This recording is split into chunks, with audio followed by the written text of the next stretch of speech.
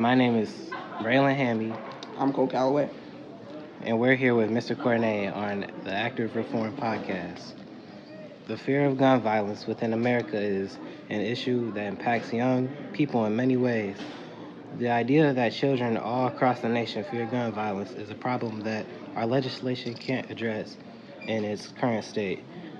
Living in an area where children have to fear this type of gun violence in a first world country can affect how children think as they try to function in their daily lives. What has your experience been with guns as someone who has served in the Navy? So I served 4 years in the Navy, and I was qualified in every gun that we had, from 9 millimeters to the cannons. What was something that you would say was a main factor in choosing to go into teaching? Um, Giving back and actually connecting. Something I noticed as a student myself is not a lot of men of color in education, and I feel like sometimes it can just be the presence of somebody who looks like you that kind of encourages you.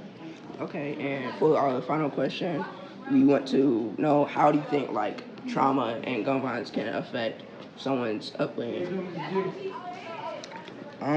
Trauma can affect somebody's upbringing drastically, and it's not just their upbringing. Trauma can go with somebody all the way into their adulthood, and that same trauma they experience indirectly, they can pass it on to their kid. That's kind of how generational curses start.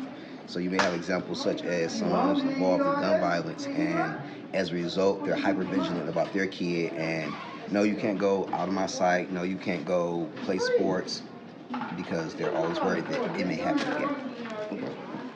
Thank you. Thank you for your time. Not a problem, Joe. Parents of Iowa teen who killed one, wounding seven in shooting, say they had no inkling of his plans. And what do you think about that? I feel bad for those kids because sometimes it's the parents' fault. They don't pay attention to their kid. I say it's the teachers. They don't pay attention. And the thing is, those kids, they show you signs of mental health issues. They show you signs of, I need help, and no one gives it to them. So they go around to schools killing other people. I could blame that. I could even blame that on the school itself, because what are you doing? You need to pay attention. So do you really think that attention, not paying enough attention, is the real problem here?